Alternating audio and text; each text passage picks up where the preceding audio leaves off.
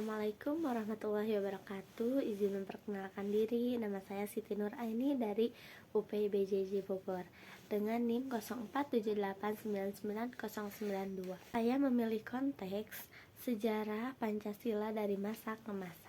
Kita semua tahu bahwa Pancasila merupakan dasar negara. Tapi, apakah kalian tahu bahwa Pancasila sudah melewati banyak perjalanan panjang dalam sejarah? Nah, kali ini saya akan membahas tentang Pancasila dari masa ke masa dan mengambil pelajaran positif sebagai generasi muda. 1. Masa awal kemerdekaan 1945. Saat Indonesia baru merdeka, para tokoh bangsa seperti Soekarno, Muhammad Yamin, dan Supomo berdiskusi keras untuk menentukan dasar negara. Akhirnya, pada tanggal 18 Agustus 1945 lahirlah Pancasila sebagai dasar dan pandangan hidup bangsa. Indonesia Serikat tahun 1949 sampai dengan 1950. Beberapa tahun setelah merdeka, Indonesia sempat berubah menjadi Republik Indonesia Serikat. Banyak daerah ingin berdiri sendiri, tapi akhirnya kita semua kembali bersatu menjadi Negara Kesatuan Republik Indonesia. Peristiwa ini menunjukkan pentingnya sila ketiga, yaitu Persatuan Indonesia. Kita belajar bahwa menjaga persatuan itu tidaklah mudah, tapi sangat penting agar bangsa kita tetap kuat dan utuh.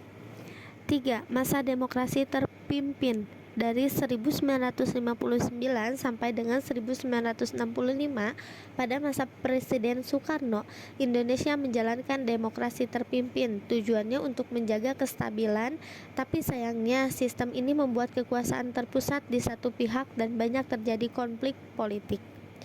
Dari sini kita belajar pentingnya sila keempat, yaitu kerakyatan yang dipimpin oleh hikmat kebijaksanaan dalam permusyawaratan perwakilan. Kekuasaan seharusnya dijalankan dengan musyawarah, kebijaksanaan, dan keadilan, bukan oleh satu pihak saja. 4. Masa Orde Baru tahun 1966 sampai dengan 1998. Setelah masa demokrasi terpimpin berakhir, datanglah masa Orde Baru di bawah Presiden Soeharto. Pada masa ini, Pancasila dijadikan asas tunggal dan dikenalkan lewat P4, yaitu Pedoman Penghayatan dan Pengalaman Pancasila.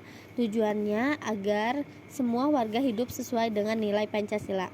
Tapi dalam kenyataannya, kadang nilai Pancasila hanya dijadikan alat politik, bukan pedoman hidup yang nyata.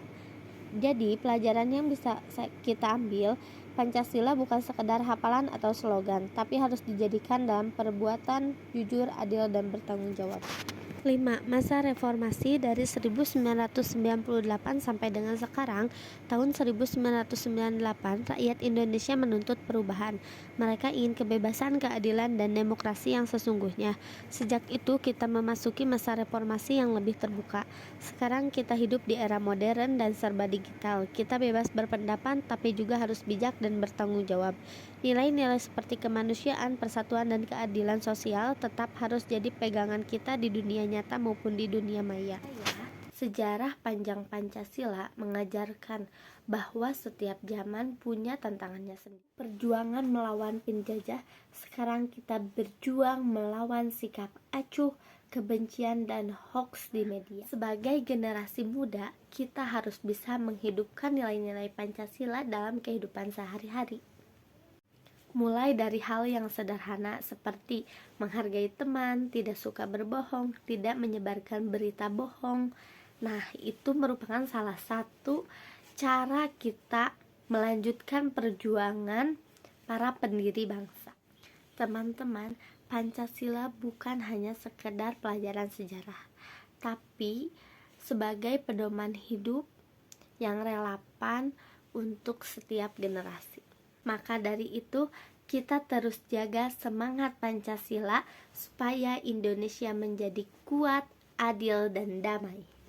Terima kasih semuanya telah menonton. Wassalamualaikum warahmatullahi wabarakatuh.